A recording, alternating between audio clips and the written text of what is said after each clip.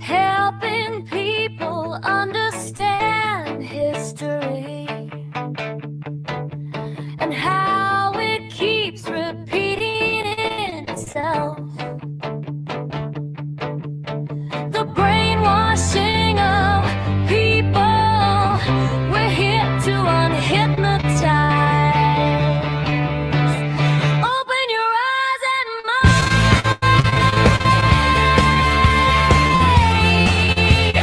See how you can be the change.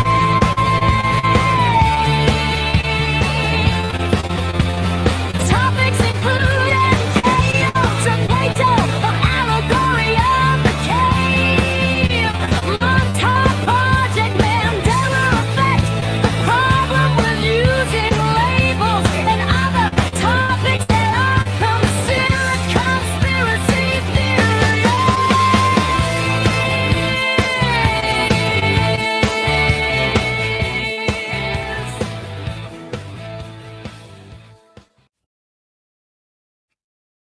Hello, everyone, and welcome to Back to Light.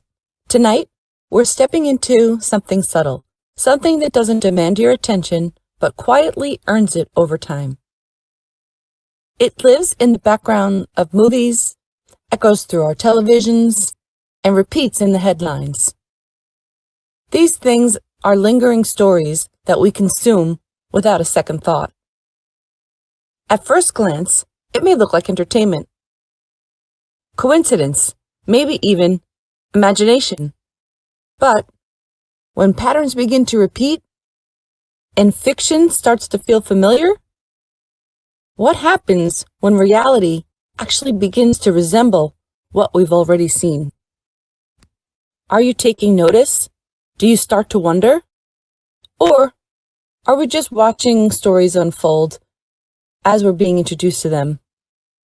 Perhaps in advance. Tonight isn't about telling you what to think. As always, it's about noticing, questioning, and seeing with fresh eyes. Because once you see the pattern, you can't unsee it. And now I present Article 10.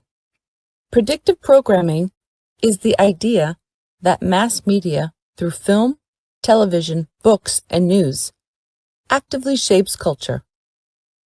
Often dismissed as coincidence or pattern seeking, it appears differently when viewed through the lens of influence.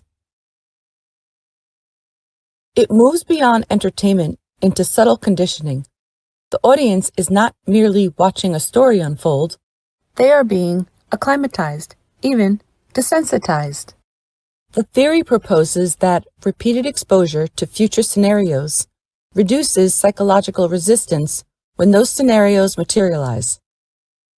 When reality mirrors fiction, it feels familiar rather than shocking, and more acceptable than alarming.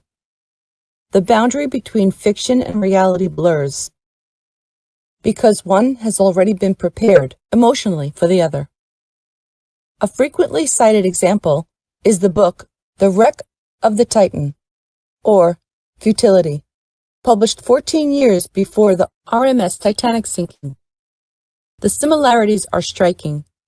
A vast, unsinkable ship named Titan, carrying wealthy passengers across the North Atlantic on a maiden voyage, colliding with an iceberg and lacking sufficient lifeboats, while nearby vessels failed to respond in time. The ships were identical in features. Whether coincidence or not, the narrative preceded the event. It made the improbable conceivable.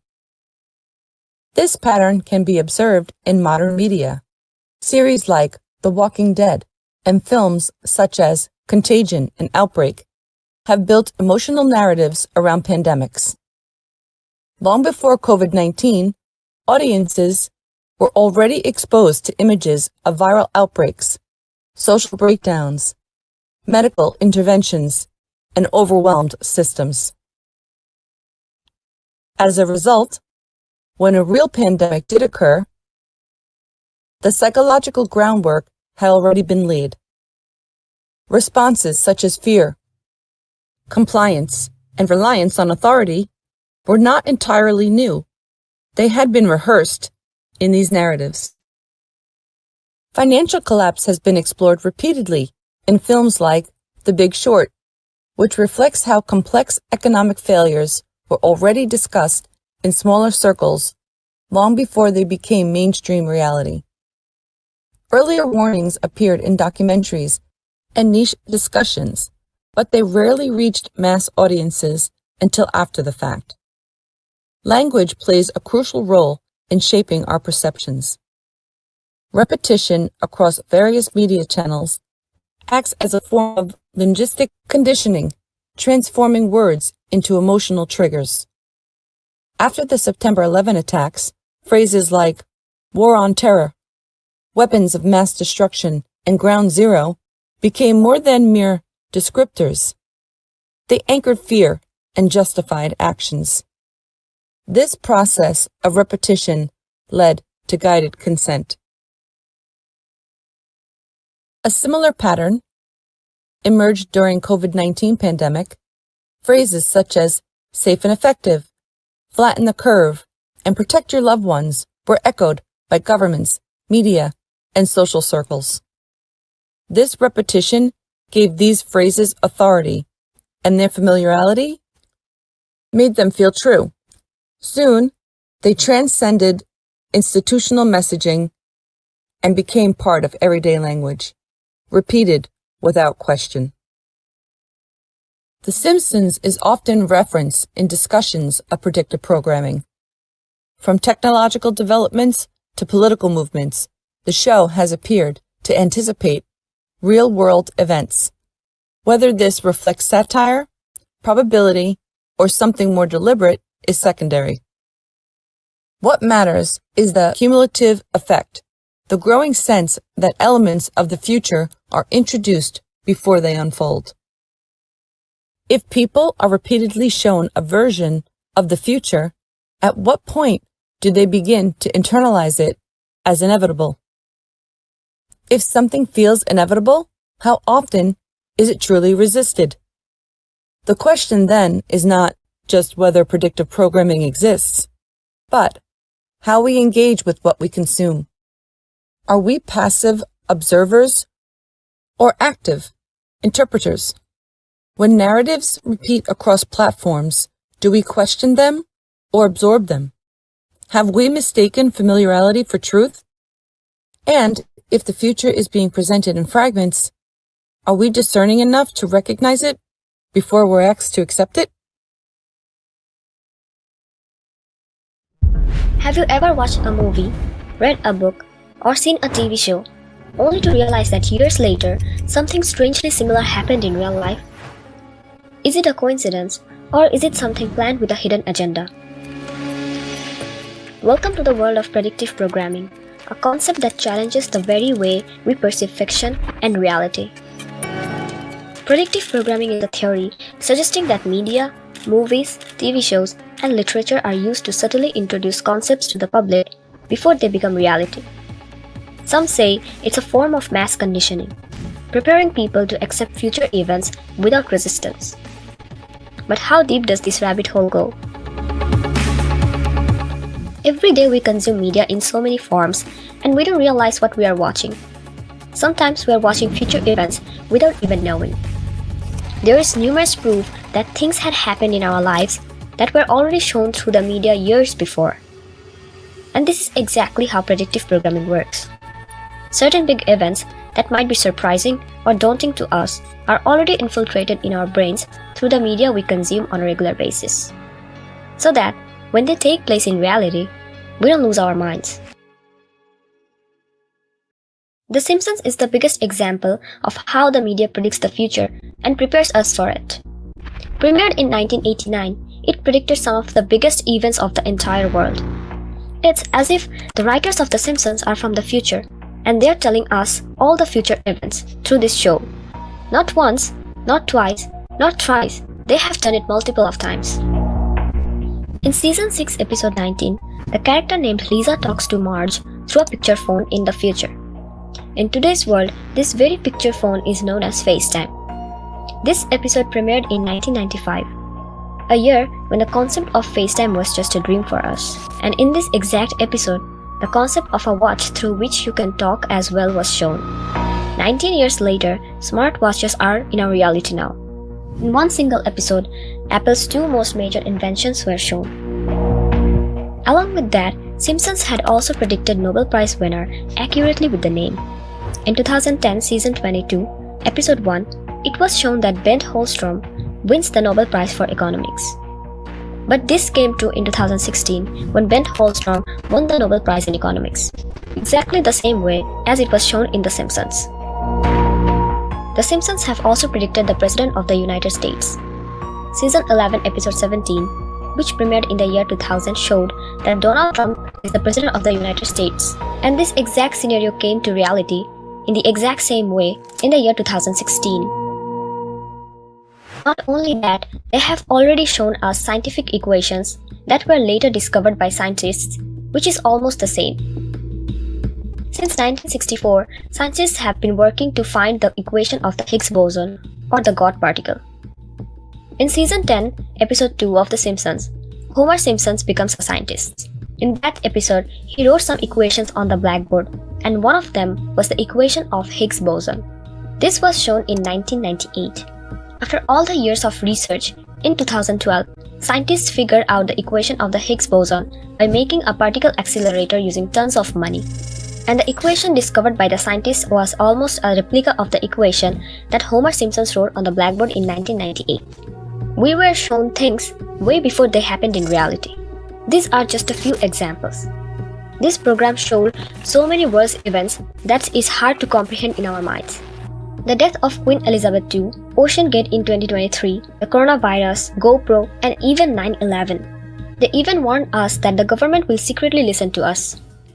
Till we get to Seattle to tell the world of the plot to destroy Springfield. I don't know if you guys should be talking so loud. No, Lisa, it's not like the government is listening to everybody's conversation.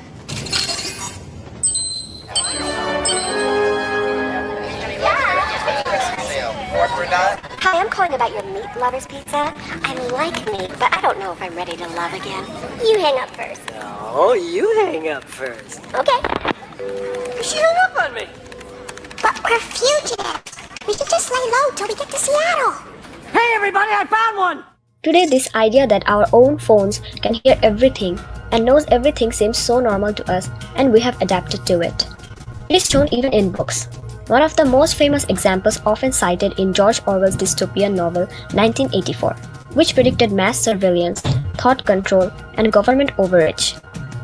Things we see echoes in today's digital age. Aldous Huxley's Brave New World warned a future where people are controlled not by force but by pleasure, distraction, and pharmaceuticals. A concept that resonates in our modern world of social media addiction and prescription drug reliance. We all know what the year 2020 looked like. Millions and millions of people are getting sick, losing lives, wearing masks, maintaining social distances due to the outbreak of coronavirus. What if all these real scenarios were already programmed in our brain many years ago? Take the 2011 movie Contagion.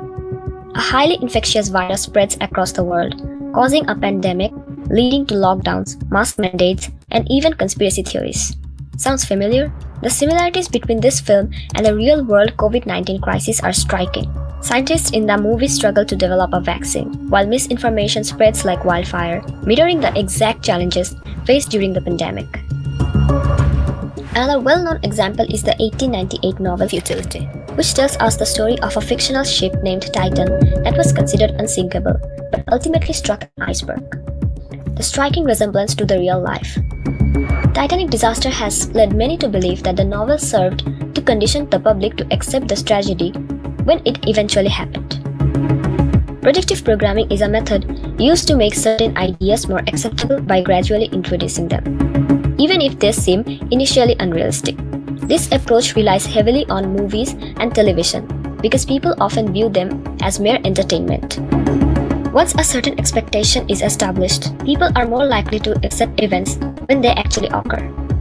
It shapes imagination, particularly through science fiction, by setting conceptual boundaries and subtly revealing potential future scenarios. And it's not only the movies and series that does that. Sometimes, TV advertisements are also a way of predictive programming is done. It's like any form of media that we consume has hidden messages. And things are way more deep than we actually perceive. What we think is just a form of entertainment isn't actually that. It's almost like a means of soften the blow of a traumatic event and create less of a reaction and a tendency to accept. So, is predictive programming a deliberate tool used by the powerful entities to shape the way we think? Are we being conditioned to accept changes before they happen? Or is it simply an intriguing pattern of creative minds envisioning the future? Skeptics argue that with thousands of episodes and years of content, coincidences are bound to happen.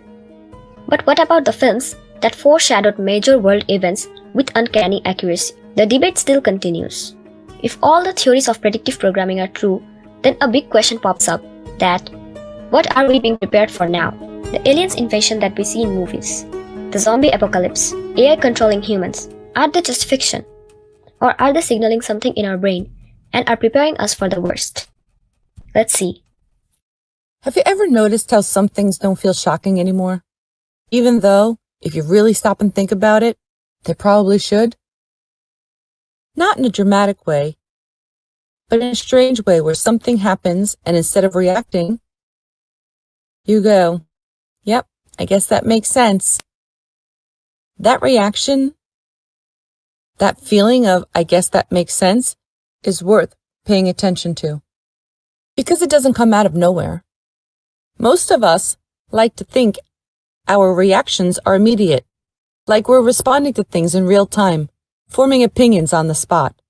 But that's not really how it works.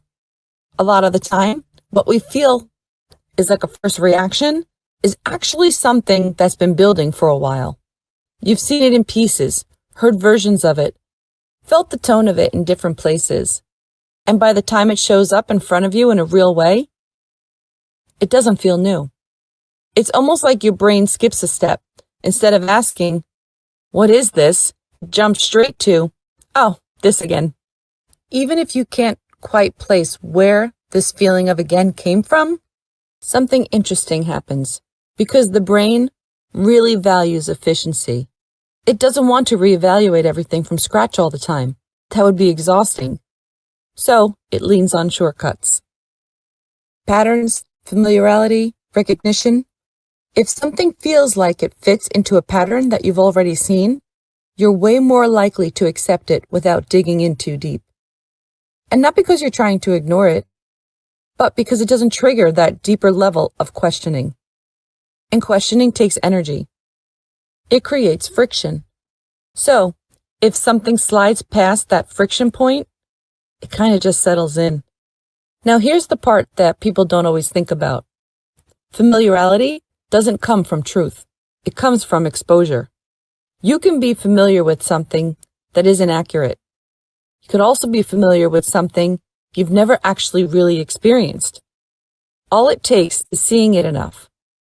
In enough different ways, in enough different feelings, and slowly, it starts to feel like it's a part of your mental landscape. And once it's a part, it doesn't feel like an external idea anymore. It feels like something that's just there. That's a big shift, because when something feels like it's already a part of your understanding of the world, you don't approach it in the same way. You don't analyze it from outside. You respond to it from the inside. And that response tends to be faster, more automatic, less filtered. Think about how quickly people can land on an opinion now. Not always based on good information or new information, but based on how something feels right away. This feeling isn't random. It's usually tied to something that's already been reinforced over time. Little pieces here and there, different angles, different formats, but carrying a similar underlying message or tone. And when those pieces stack up, they start to create a kind of internal reference point. So when something happens, your brain doesn't go searching from zero. It starts from, where have I seen something like this before? And whatever comes up first starts shaping how you interpret what's in front of you. And this is where it can get a little tricky, because at that point, You're not just reacting to the moment, you're reacting to everything that that moment reminds you of. And most of that happens so fast, you don't even notice it. There's also something else going on underneath all of this. Your brain doesn't just store ideas. It stores feelings attached to those ideas. So if something has been presented to you over time with a certain emotional tone, tension, urgency, reassurance, fear, or even relief, that tone sticks. And later, when something familiar shows up, you don't just recognize the concept, you feel it. That feeling can come in before you've even had time to think, which means your reaction is already leaning in a direction before logic even gets involved.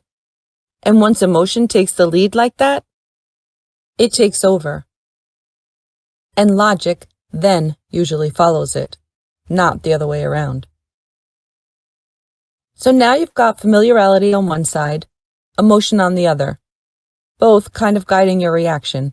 And again, none of it feels forced. It just feels natural. That's what makes this so easy to miss. Because when people think about influence, they picture something obvious: pressure, persuasion, being told what to think. But a lot of the time, it doesn't look like that at all. It looks like you coming to a conclusion that already feels comfortable. That comfort is important because comfort lowers resistance. If something feels uncomfortable or unfamiliar, you're more likely to question it, push back, or look closer. But when it feels familiar, you're more likely to let it pass because it doesn't raise any alarms. So the real shift here isn't about rejecting everything you see. That's not realistic, and honestly, not helpful. But it's about slowing down that automatic step, that moment where something feels familiar, and instead of moving on, you pause just for a second and ask yourself, why does this feel familiar? Did I actually come to this conclusion on my own?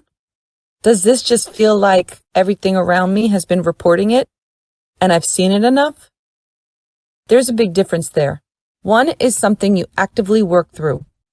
The other is something that settled in over time. And if you don't take a second to separate those, they can feel exactly the same. And that's where awareness comes in. Not in a heavy overthinking kind of way, just a simple, grounded check-in. Where is this reaction coming from? Because once you start asking that, you begin to see how much of your thinking is actually layered. It's built over time. And when you can see that structure, you have a little more space to decide what you actually agree with, instead of just going with what feels familiar. At the end of the day, it really comes down to this. Familiar doesn't always mean true, and immediate doesn't always mean original. Sometimes it just means you've seen this before, perhaps in a movie, on television, or broadcast across multiple channels of social media or the news. And that might not sound like a big deal, but depending on what it is, that can change everything. Let's take this out of the abstract for a second and look how this kind of pattern shows up in the real world. Because once you start looking back, you begin to notice something. Major shifts in society rarely happen in isolation. They're usually preceded by long periods of conversation, imagery, language, and framing that slowly shape how people understand what's coming. Take public health messaging in the early 20th century. In 1918, during the influenza pandemic, often called the Spanish flu, you saw one of the first large-scale examples of coordinated messaging around behavior.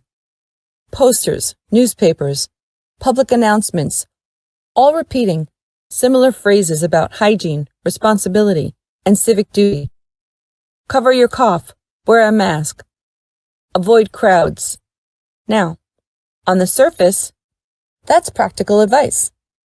But what's interesting isn't just the guidance itself, it's how quickly people aligned around it.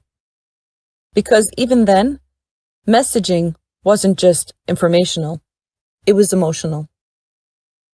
It connected personal behavior to collective outcomes.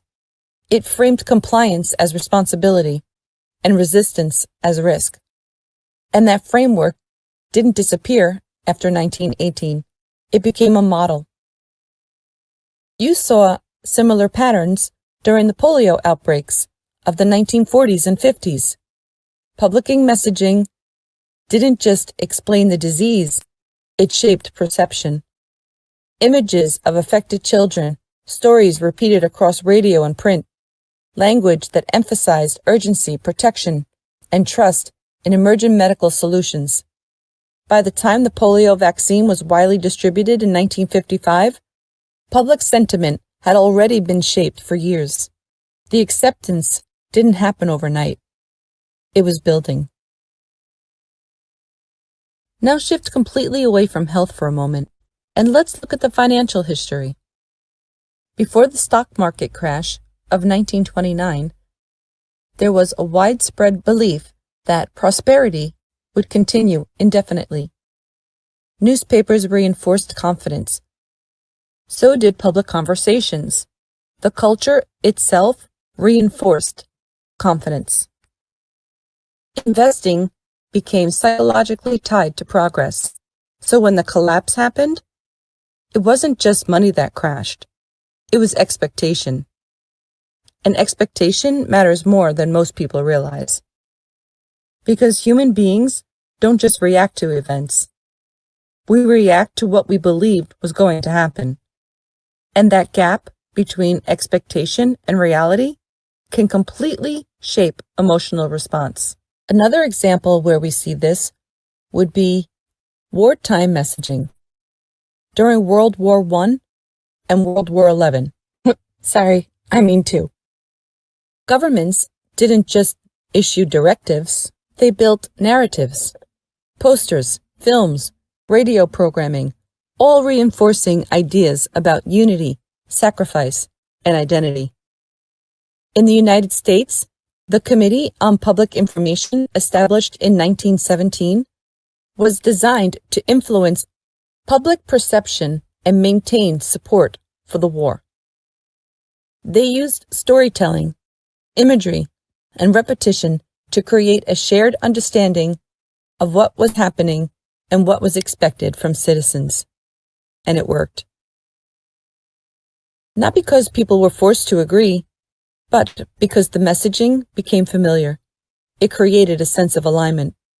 You can even see this pattern in technological adoption. Take the rise of nuclear energy in the mid-20th century. Before most people had any direct understanding of nuclear science, they were already exposed to it through media, education, and public discourse. The idea of atomic power was introduced as both powerful and necessary, something to be respected, but also embraced.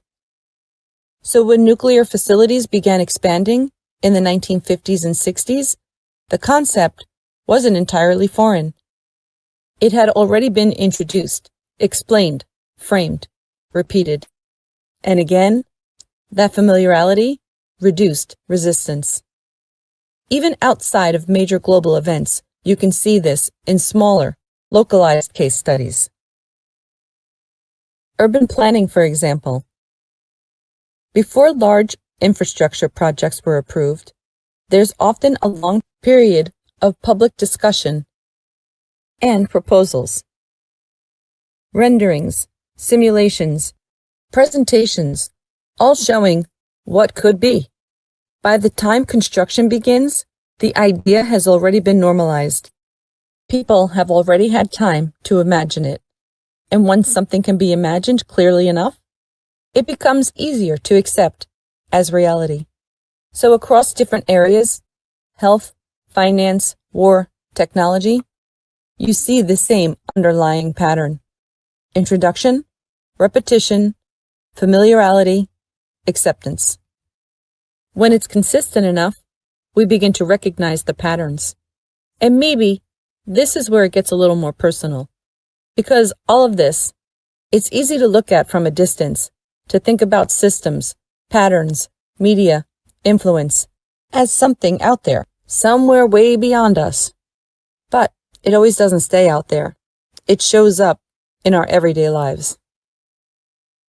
Think about for a moment how quickly you form an opinion about something before you've actually had a chance to sit with it. How certain topics immediately bring up a reaction. Not a thought, a reaction. That subtle tightening, that instant agreement, that quiet dismissal, those are the moments that matter, because they reveal something underneath the surface. Not just what we think, but how we've been shaped to think. You might notice it in conversations. Someone brings something up, and before they even finish, you already know where you stand. And maybe you're right, but maybe that position was already there before the conversation even started. That's the part most people don't slow down enough to see.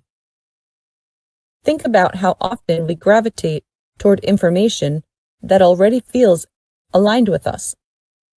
Not necessarily because we've deeply evaluated it, but because it fits smoothly into what we already recognize and believe is the truth. There's a kind of comfort in that, a sense of coherence. Everything lines up, makes sense, reinforces itself. But that comfort can also create a closed loop, where new information isn't really explored, it's filtered. Accept it if it fits, reject it if it doesn't. And over time, that loop becomes stronger. Not louder, just more automatic.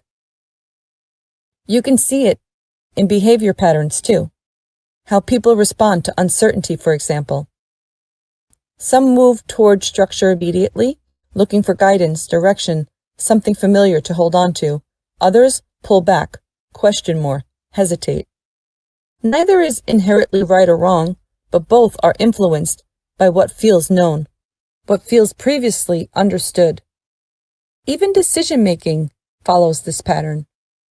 When something feels familiar, we're more likely to say yes, less likely to pause, and less likely to ask deeper questions.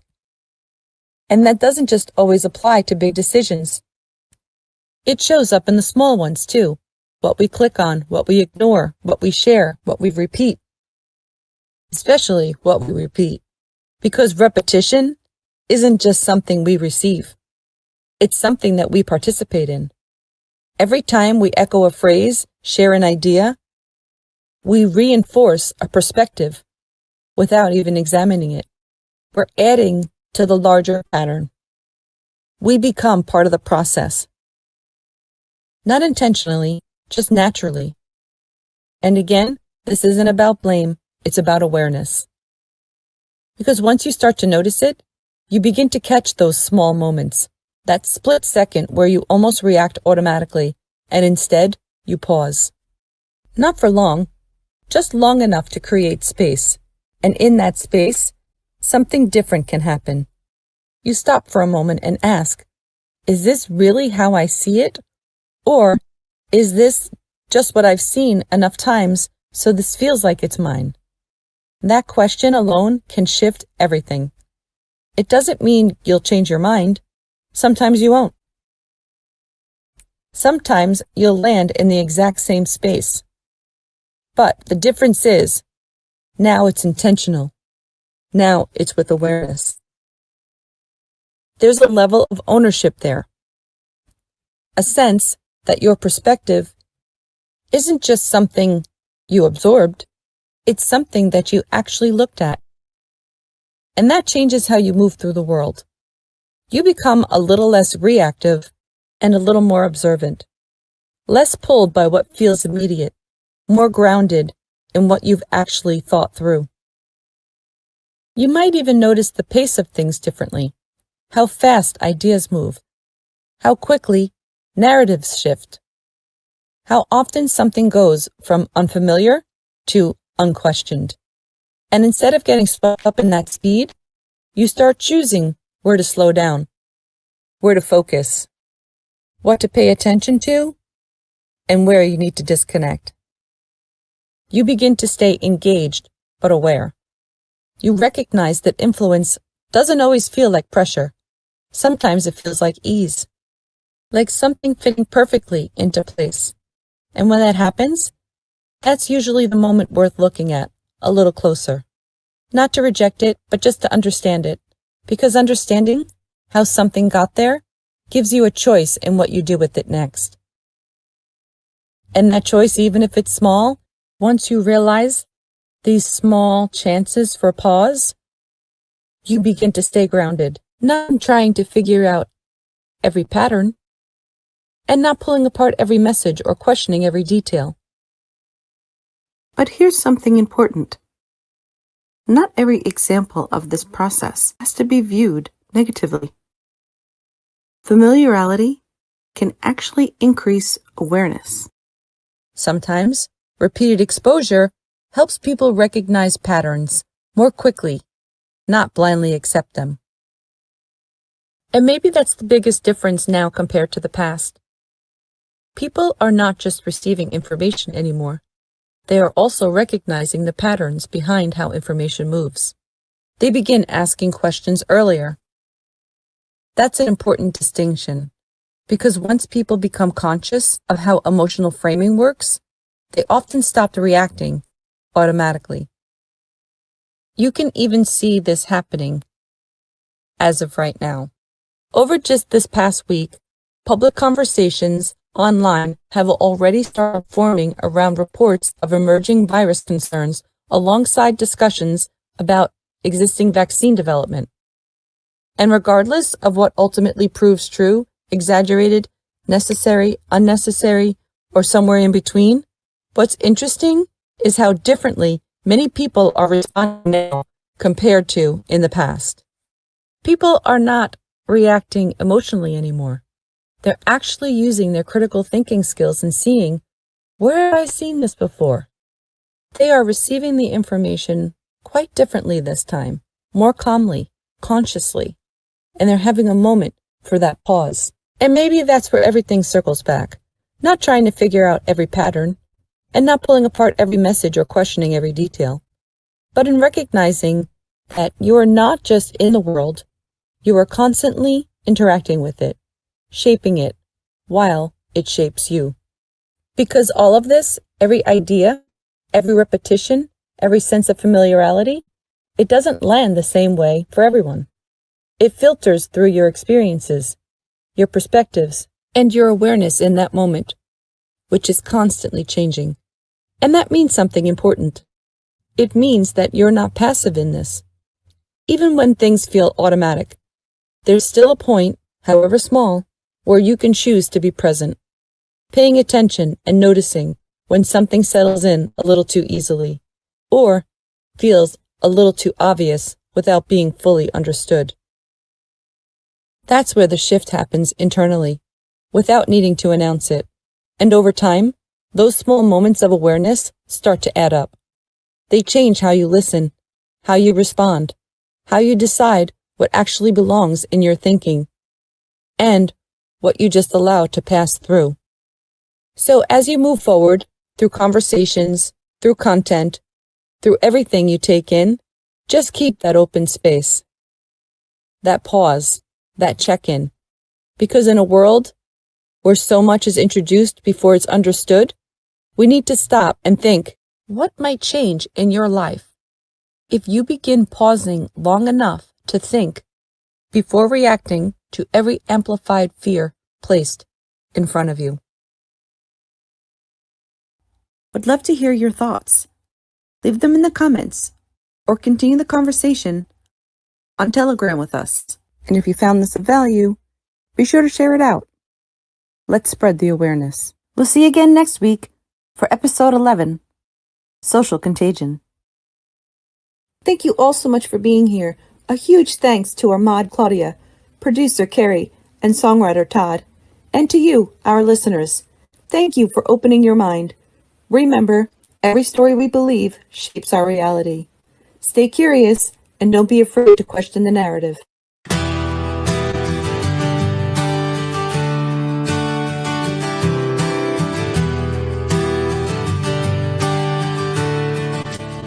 Only after the truth has come about, it walks into the room with lies thrown throughout.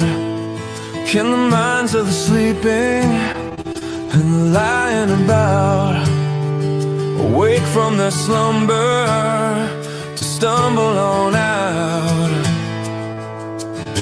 of the mind control that has placed them inside rooms of deception the human brain provides. No place for logic in these darkened rooms. Kindness is lost within the vacuum of construes, leaving no hope for rescue in this lying state. Rooms piling high with just more of the same.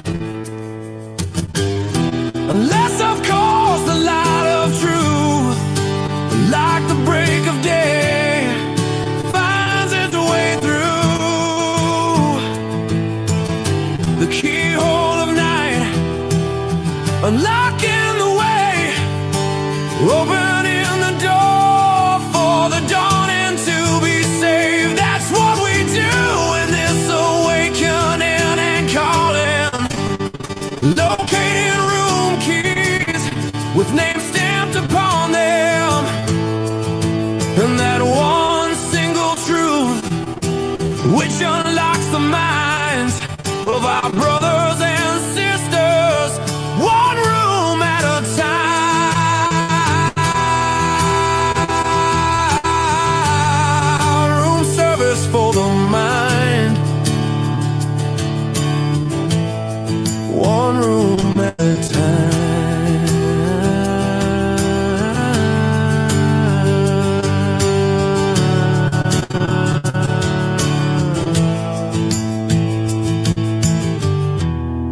Room service for the mind.